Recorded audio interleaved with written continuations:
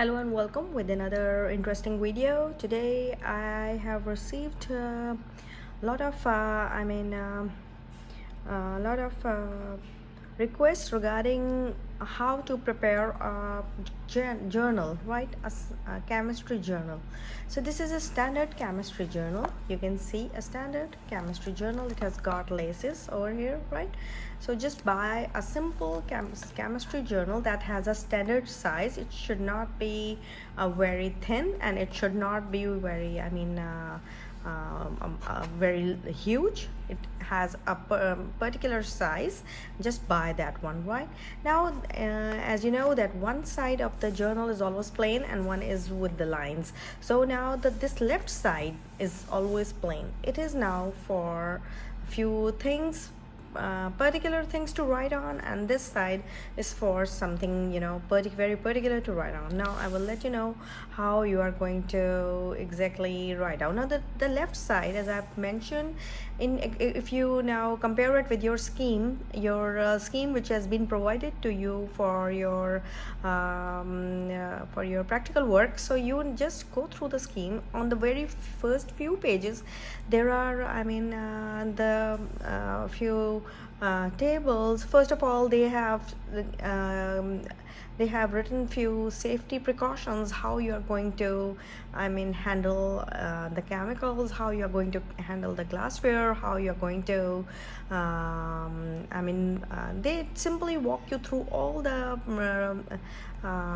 things that you are supposed to learn, you are supposed to obey when you are in the organic chemistry lab. So you need to memorize all those safety precautions regarding what you are supposed to be when you are in your organic chemistry lab, how you are supposed to be, right? You are supposed to be with your aprons, as I've mentioned earlier, your lab coats and your masks, of course, and sanitizers, and you should have a duster in your lab coat's pocket, so that you need to clean your desk before you start preparing for your you will start organizing your experimental section. And of course you'll be needing a matchbox to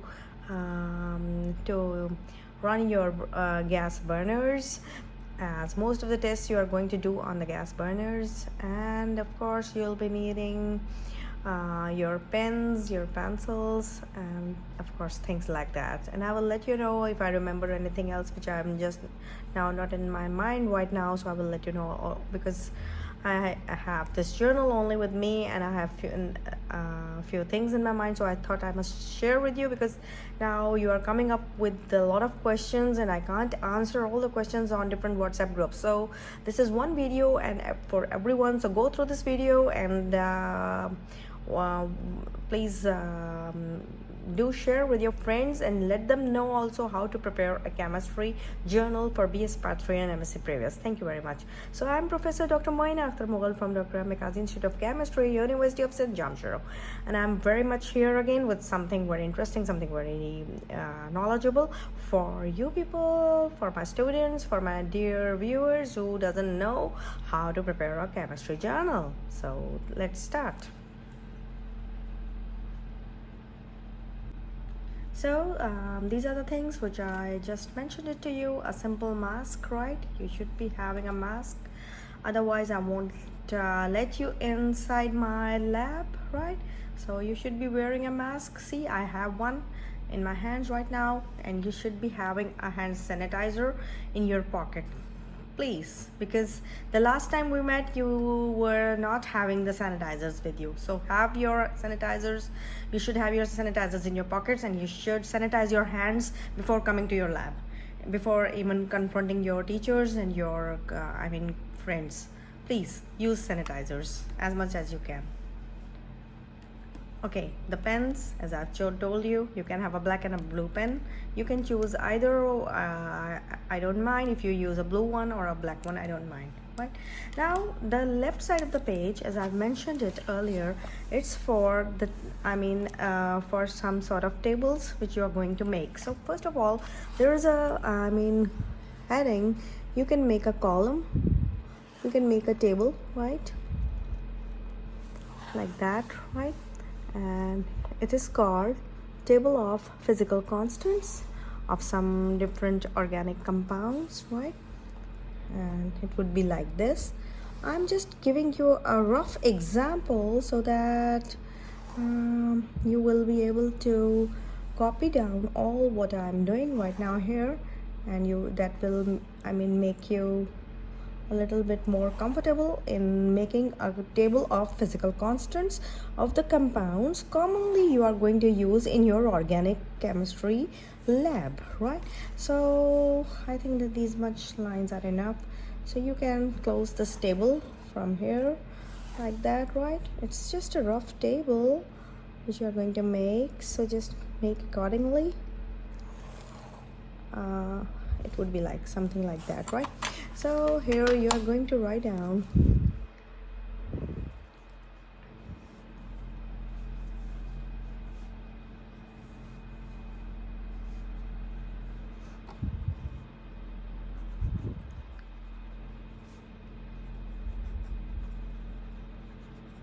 name of the compound you're using, right? Now, as I've mentioned earlier, that compound means, of course, an organic solid, organic solvent. So for example, if you are using ethanol, you will write down ethyl alcohol, right? Okay, name of the compound, then of course it's boiling point, or if it's a solid, then a melting point. And then of course if it's a liquid, then it's specific gravity or density. Okay, then of course it's molecular weight,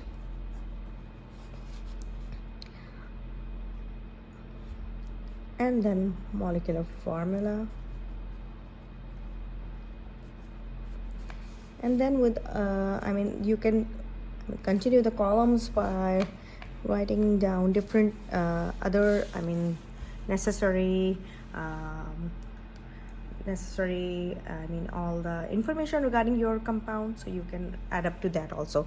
So for ethyl alcohol, you are going to write down its boiling point, right? Then of course it's specific gravity because it's a liquid, specific gravity, then it's molecular weight, molecular formula. In the same sense, you are going to write down the next compound, the third one, the fourth one, fifth one, sixth one, seventh one, and you have this table in your scheme. Just go through that scheme and copy down that scheme on the left side on the very first page of your journal, right? The very first left side page of your journal.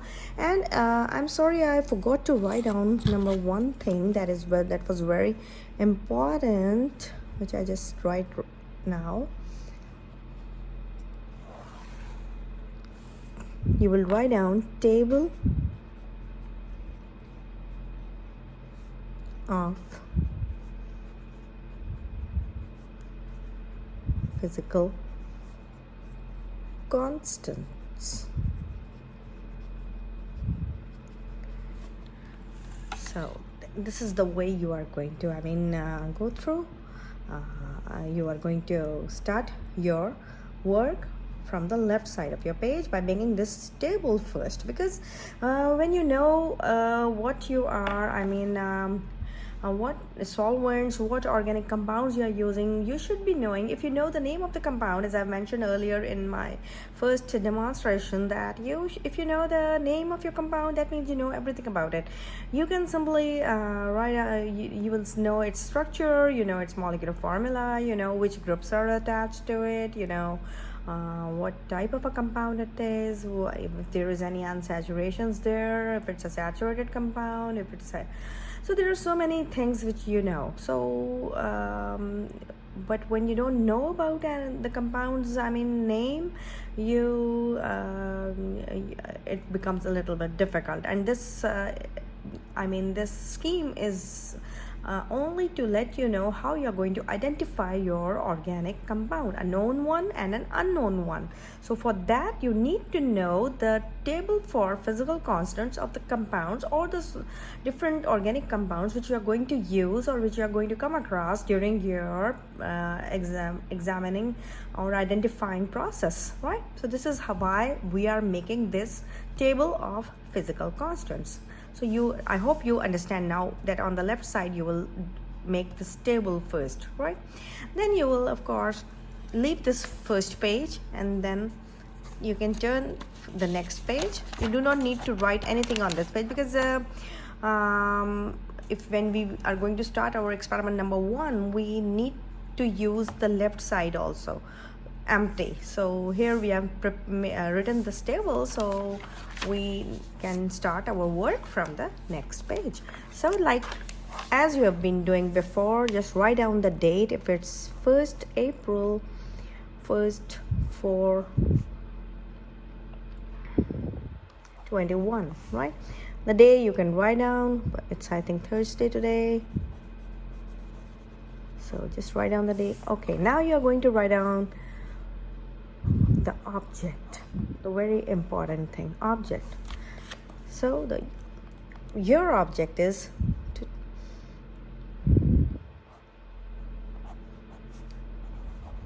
identification of a known unknown organic compound. This is simply your object of your scheme.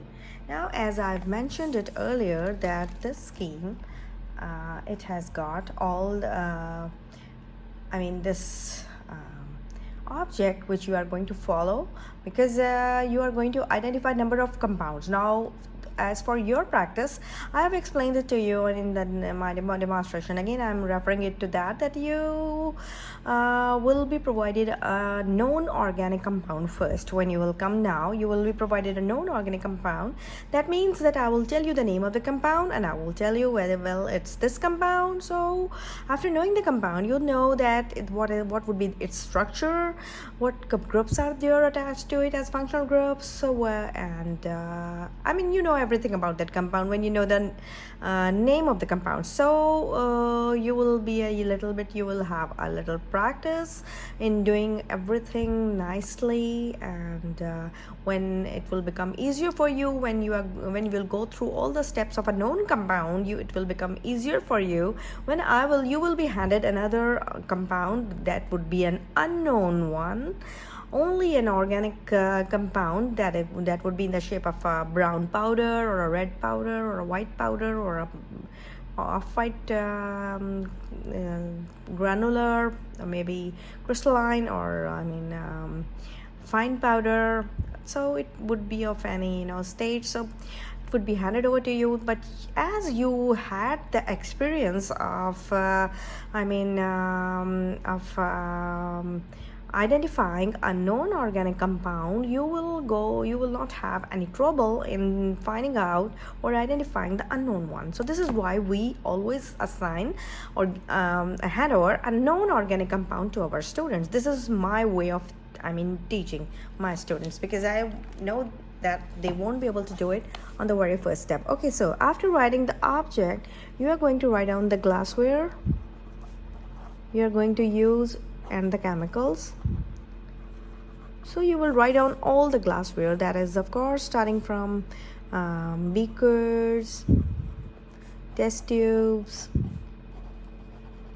different size beakers, test tubes, glass spatulas, glass rods, metallic spatulas,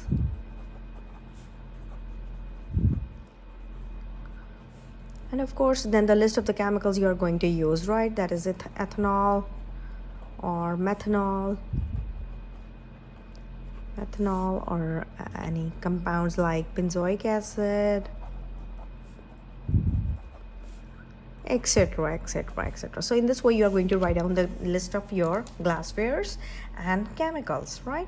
And then of course now you are going to start your, now as I've mentioned it earlier, that every compound you are going to identify will be identified through 4 different steps: 1, 2, 3, 4. The first step is the preliminary examination, the second step is the detection of elements, the third step is your classification test, and number 4th is your melting or boiling point, finding the melting and boiling point of the organic sample or organic compound that has been handed over to you. So the first step you're going to write down here like that.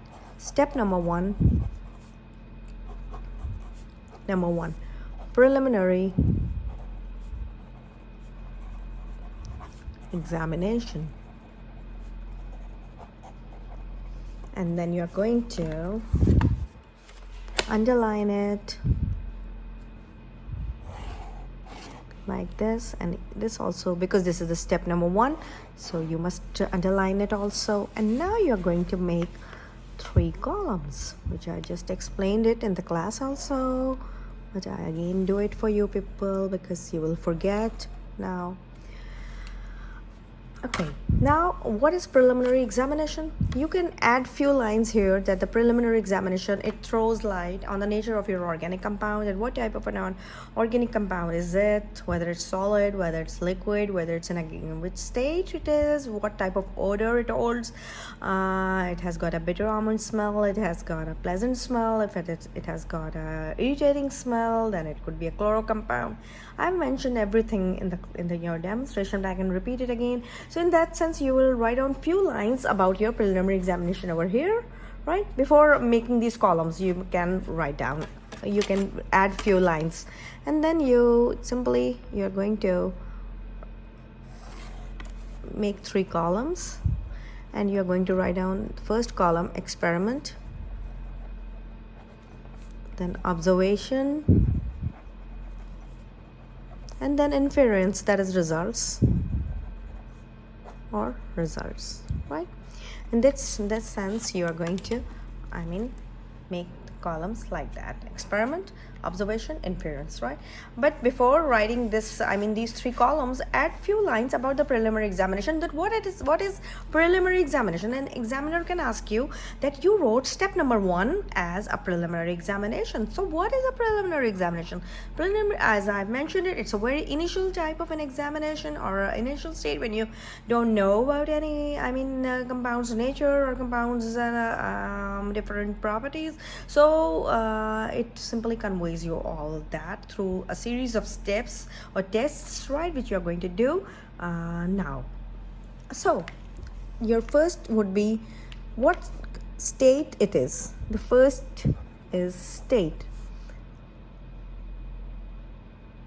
So you have a compound in your hand, in your watch glass, you will be having your compound. So you just look at your compound and see what state it is in, whether it's solid in state or whether you've been provided a liquid. If it's solid, just write down solid, right? And if it's a solid, then it could be a carbohydrates and any other compound, right, etc., right? And then you are going to write down in the end may be present. Because why we are adding this may be present? Because in the very initial stage we are not sure that which compound, as we have been provided an unknown compound, so we don't know about. When you know the name of the compound, you know everything about the compound. But when you have been provided an unknown compound, what you are going to do, you don't know exactly that what you're not confirmed about the name of the compound. So you will write down number of compounds that could be present, that could be giving you the same states, right, or the same tests. So you will add up may be present because you're not sure. You are not sure. So you are going to write down may be present, right? Then of course comes the second test, that is odor. That what odor it has, whether it has pungent, whether it is pleasant, whether it is irritating. If it's pungent, you will simply write down pungent. So the third step would be, the third test would be, of course, the color of your compound. Now you will observe the color of your compound, whether it is whitish in color, off-white in color, what color it has. You will write down whitish or brownish, whatever. Here you will write down if it's pungent, or so it could be a chloro compound, that is irritating to your eyes, right, etc. And you will write down may be present. Again, you will add up the sentence, may be present. Then again, if you have your compound's color is whitish in color or off-white in color, you are going to write down different compounds that are white in color. You have few options given, just write down those are options, and in the end write down may be present, right? This you have to add up every time. Then of course your fourth test is I think is your test number. So the test would be your litmus test. Now as the litmus test, right? So as the name suggests, it has something to do with the litmus paper, right? A blue litmus paper and a red litmus paper. Now everyone knows what is litmus paper is used for. It of course it tells you about the pH of your organic compound, that what would be whether it's an acidic compound or it's a basic compound, right? So this is simply a small few lines you are going to write here, that make a solution. You have a measuring cylinder, so just measure 1 ml of your water in your measuring cylinder, add few granules of your organic compound into it, just shake it, right? Shake that measuring cylinder, or you can transfer it into a simple, if this is a test tube, just fill it 1 ml into that water, 1 ml water into it, and then add the distilled water. Of course, whenever I say water, that means distilled water. Add a few granules of your organic compound, shake them and see that whether they are fully dissolved or not. Then you need to cut you will be having a strip of blue litmus paper. Just insert that blue litmus paper inside it, and then take it out, keep it there for a while, and then take it out and let it dry for a while, for about 2 to 3 seconds. If it turns to red, that means it's of course blue to red, that means it's acidic. If it, then use the red one. Again, repeat the same process with the red litmus paper, insert it inside that the same test tube, and then if it turns red to blue, that means it's a basic compound. So in that sense, you are going to write the process here, what how you are going to, you have taken, that means take, or you will write down in the past tense, took 1 ml distilled water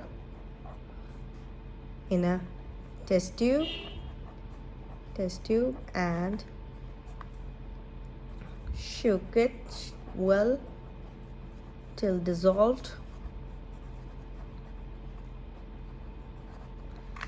Okay, and then you will insert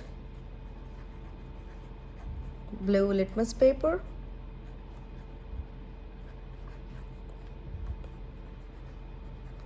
and so on. Whatever I told you, just you are going to write down all the details, so that you will be having a little knowledge what you did in your litmus test, right?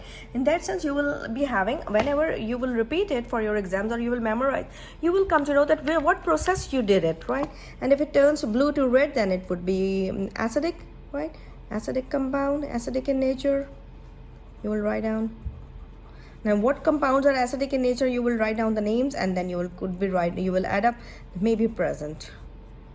If the red one turns to blue, you will write down basic in nature, right? Either of it, right? And if it's a neutral, if nothing happens, if it's a neutral compound, so you just write down no action on both. That means you tried both the litmus papers, that is blue and red one, and then you will write down the neutral compounds, neutral compound, right? So in that sense, you are going to go along with your preliminary examination. And on the next page, again, you will again make the 3 columns, right? The same 3 columns will be repeated again, like this. Sorry, the column should start from here. Yes, like this. And the 3 columns, and then you are going to write down the same way: experiment, observation, inference. And you will continue the rest of your your rest of the test, the solubility test. I think after ignition test you have after litmus test you have an ignition test. Ignition, I don't have a scheme right now, but I just these things are in my mind, so I'm writing it down just on my own. Ignition test. So for that you will simply take a spatula, dry spatula should be dried, and you will take a few granules of your organic compound at the tip of the spatula, and you will, on the flame, if this is a flame, on the flame you are going to directly heat the compound, right? And you will see that what type of fumes are emerging from it. If they are whitish in color, that means it indicates it's an aliphatic compound. If they are blackish in color, that means they contain the aroma, and they are aromatic in nature, and it's a sooty flame. It's called the black fumes are called soot. It's called soot, S-O-O-T, soot, right? Sooty flame, that indicates an aromatic compound. So in that sense, you will write down that it's an aromatic compound, and it's a sooty flame, so aromatic compounds. In that sense, after ignition test, you have the solubility test, which I told you that it was missing in the list, but you have to add it. Now you will check the solubility in your distilled water first, then alcohols, ethanol, methanol, whatever is available right in the lab, then carbon tetrachloride, then of course benzene, N-hexane. We will try on both polars, non-polars, all, and then of course a base, sodium hydroxide, and of course a strong acid, sulfuric acid or HCl, whatever is available. Every time you will take in a test tube 1 ml of your solvent, any of these solvent, and one by one, and then you are going to add a few granules of your organic compound into it, and you will shake it, and you will see that whether it's fully dissolved or not. If it's dissolving at the room temperature, you shake your test tube, shake it. If you will see that they are all, it's a clear, now the solution is clear, that means it simply dissolved at the room temperature. But if you still see granules floating inside it, you will simply heat it on the flame. If this is a flame, you will, with the help of a pair of tongs, you are going to hold your test tube like this, and on the flame you are going to heat it. Slow, gentle heating. This is called gentle heating, and then strong heating, that means on that. And you will see that yes, on warming, the granules, they got dissolved. So you will write down if they get dissolved, at the room temperature, you will simply write down dissolved at the room temperature, and you will write down the number of compounds that are being given to you as a choice to write down, and you will add up may be present in the end. Whereas if they are not getting dissolved at the room temperature, you will write out dissolved on warming, right? You will in the observation section, because you're observing that dissolved on warming, right? This is how you are going to write, and then you are going to write down the series of compounds that are there and may be present. You will write down like that. Okay, so this is how you are going to repeat with all the solvents, that is distilled water, then ethanols, then carbon tetrachloride, then of course benzenes, whatever organic solvents you can get. Just try every 4 to 5 organic solvents. Check the solubility of your organic compound in these solvents, and then in the base, and then finally in the acid, and then you are done with your solubility test. So now, after doing the solubility test, you know now at this point that at which solvent your compound got dissolved. If, for example, if it got dissolved in carbon tetrachloride, the next test is your unsaturation test, right? Unsaturation test with, I think, with the KMNO4 or like that. One test is for bromine water, with bromine water, and the one is with KMNO4. So if it's with KMNO4, they wrote solution of the compound.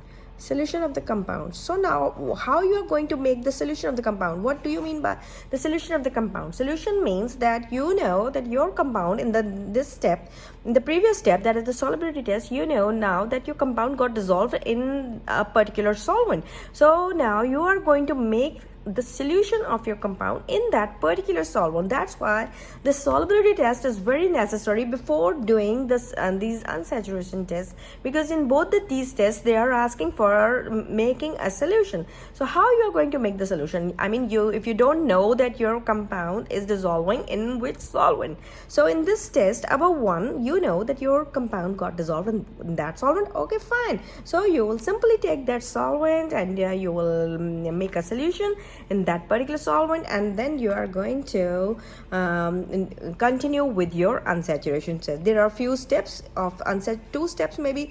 You just write down over here those 2 steps, and then you will write down the observation, and you will write down that whether your compound is unsaturated or saturated, right? So, and in that sense, this preliminary examination, it will go to its final stage. It will be finished, right? This is how you are going to do your prepare your journal, and you are going to do step number 1. This was your step number 1, that is preliminary examination. You will write down the date, you will write down the object, you will write down the glassware you are going to use.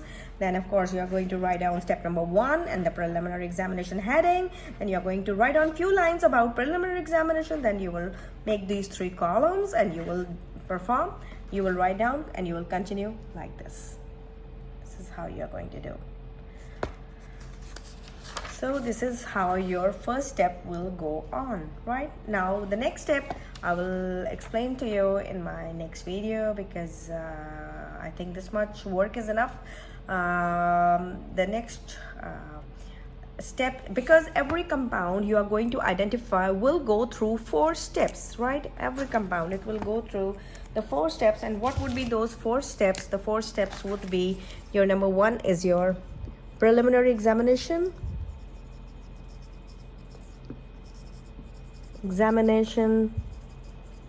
Number 2 is detection of elements.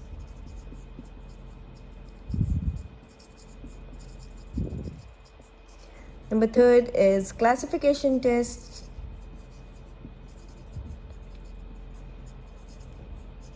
In which you're going to find out the different functional groups. And number 4 is your melting point, determination of melting point or a boiling point. So in that sense, your work would be finished, and then we will of course do the derivation of our compounds. We can make derivatives. That is also, after completing this, you will be able to make the derivatives. But the journal, how you're going to prepare, this is how you're going to prepare. Because everyone was asking me about the journal, ma'am, how we are going to prepare the journal. So this is how you're going to go through with your step number 1 of your identification of your known unknown organic compound. And in there, please keep that in your mind, that you have to write down this, the identification of a known, then oblique unknown organic compound. Because first of all, we would give you the known one and then the unknown one, right? So this is how you're going to go along with your journal and how you're going to prepare it. I hope you understand these all steps.